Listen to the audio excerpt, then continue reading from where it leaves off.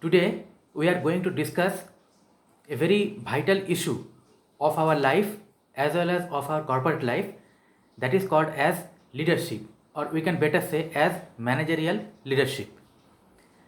It is a highly required managerial quality which is very much fruitful for effective functioning of the works.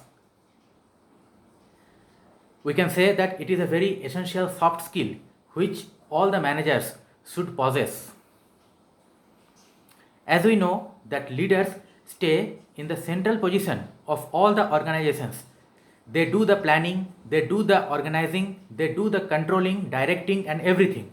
So the overall success or failure of an organization or say a division or department depends on the effectiveness of the leaders. Now we should know what is actually leadership. Leadership is a very broad term. There is no any perfect definition of the leadership, but we shall try to define the leadership in our own way. Friends, leadership is the process to influence a group of people. It is the process to regulate, or it is the way to regulate the behavior of the subordinates so that they work as per our desired way and fulfill the objectives. It is the process of awakening the inner energy of the group of people so that the goals are fulfilled by their own dedication and effort. Leadership is the way to stimulate people so that they strive to attain the objectives. Friends, there are different philosophies of the leadership. Some of the philosophies we are trying to explain. The first philosophy of leadership is exploitative versus benevolent.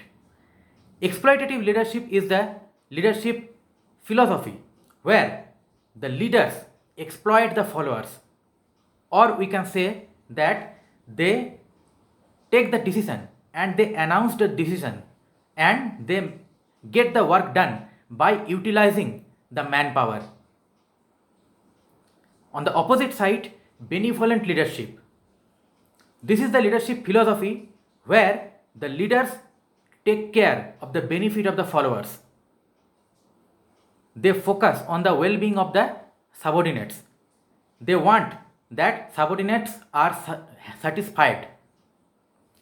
The next philosophy is authority versus freedom. Authority-oriented leadership is the leadership where the leaders use their power and authority to control the subordinates. Here, the leaders use their position and designation to regulate the followers. On the contrary, freedom-based leadership philosophy is the philosophy where the leaders give freedom to the followers. They do not interfere in all the activities or every moment to the followers. They have trust on the followers and they believe that followers can take their own decision. So they give the followers some kind of liberty. The next philosophy of leadership is transactional versus transformational. Transactional philosophy of leadership is the leadership where the leaders provide the different resources to the followers and they expect performance, rather good performance from the followers. They want that everything will be done in a professional way. On the opposite side, transformational leadership believes in change. The transformational leaders, they induce growth in the leadership process. They want some revolution and they basically focus on the future rather than the present. Now, ladies and gentlemen, let us have a look to the different weapons or different arms of leadership which they use to implement their leadership strategies. There are several weapons of a leader. Let us explain the most prominent weapons of a leader.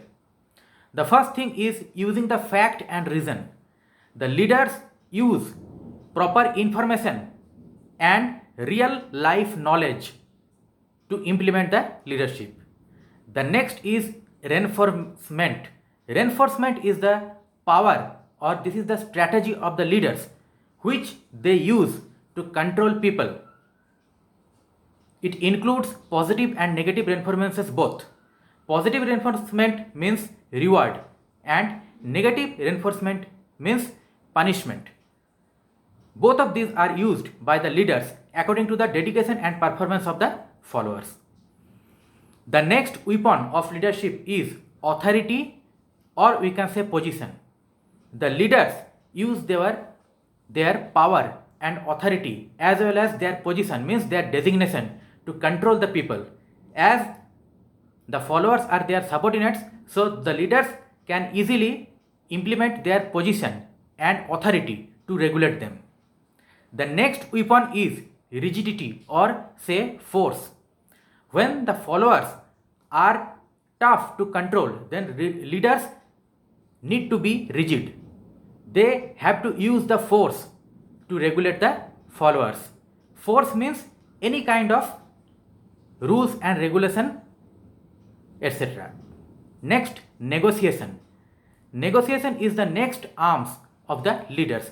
When they feel that the followers are tough people, then they use the bargaining power. They come to sit to negotiate with their subordinates, so that at the end of the discussion they can come to a common point and implement that. Next weapon is unity. A leader always focuses on the unity. He or she wants that the team members will be working in a unified way without any dispute. Then we can say that harmony. The leaders also want to maintain the harmony, which means the rhythm of working without any break or interruption. The next weapon of the leader is inspiration. A true leader will always inspire the team members. He will always put energy in the mind of the followers. Next, facilitation. An effective leader will always facilitate the group members. He will provide all the benefits and supports, say emotional support, physical support, technical support, professional support, commercial support. All the supports will be provided by the leader. This is called facilitation. Next, obligation. The leaders are obliged to the management as well as the team members. If the team performs successfully, then the merit goes to the leader, and if the team performs unsuccessfully, then the demerit also goes to the leader. This is called obligation. Next, leadership has a very popular characteristics. The first one is that leaders must have followers. A leader cannot implement his or her leadership in the vacuum. So there must be followers, or there must be some team members. Otherwise, the leadership quality cannot be implemented. Next, leadership is a continuous process. There should not be any interruption in the process of leadership. So, restless process we can say. Then, the next weapon of leadership is power.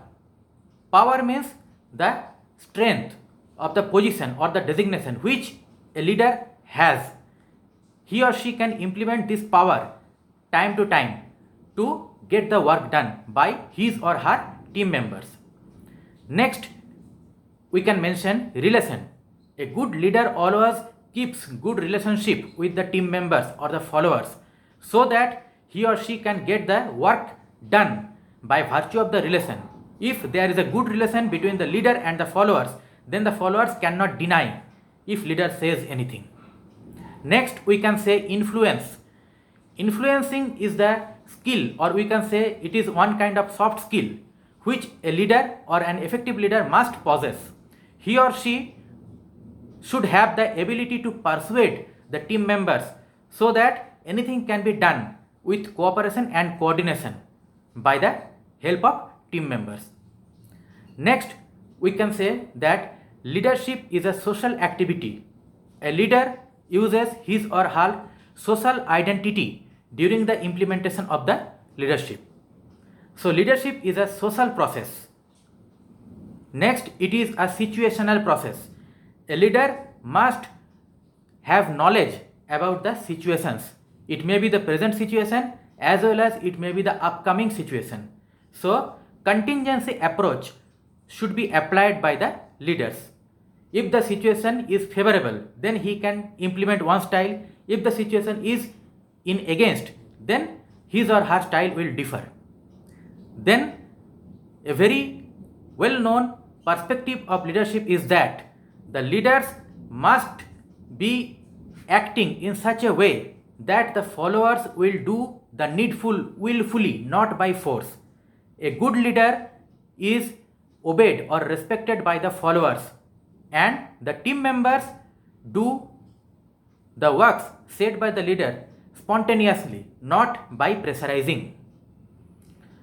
Next characteristics of leadership is goal orientation. A good leader is always result oriented or goal oriented.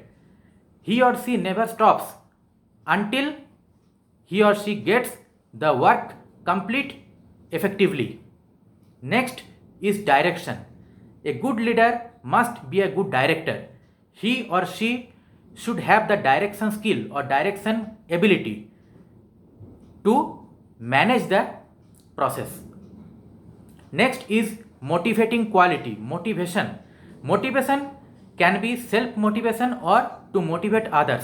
This motivation quality should be in the character of the leaders so that the team members are motivated. They get the internal energy to work hard. Next is communication. A leader is effective leader if he or she can communicate effectively. Communication may be formal, informal, upward, downward, horizontal, diagonal, written, verbal, non-verbal, any type of communication a leader should do successfully as well as effectively. Now, ladies and gentlemen, let us come to the importance of the leadership. Leadership is a very important attribute to run our life as well as to run the organization. There are numerous numbers of importance of leadership. Let us mention some of the major importance of the leadership. The first thing is that a leader is a representative of the team members or the entire division or department. The success or failure of the department depends on the leader, and the corresponding merit or demerit goes to the leader. So he or she represents the division or the team members. Next is moral. A leader is the person who upgrades the moral of the team members or the followers. He or she puts energy. He or she teaches the team member to be genuine, to be honest, and to be dedicated. Next is regulation. A good leader always teaches the team members rules, regulations, etc. He or she always abides by the discipline and the punctuality, and so the team members also follow him or her. Next is team building. A good leader is always able to make team and maintain the team. A good leader can manage the team in a harmonious way so that there is no any dispute, but the collective result is achieved. Next is to guide. A leader is a guide. He or she is the friend and philosopher and guide. He or she can coach the people so that their performances are better. Next is the winning attitude or winning spirit. A leader is the person who encourages the team members. He or she puts the winning spirit in the mind of the followers so that they are energized. The next is to motivate. A good leader always knows how to motivate the team members. He or she always inspires the team members to do the things better.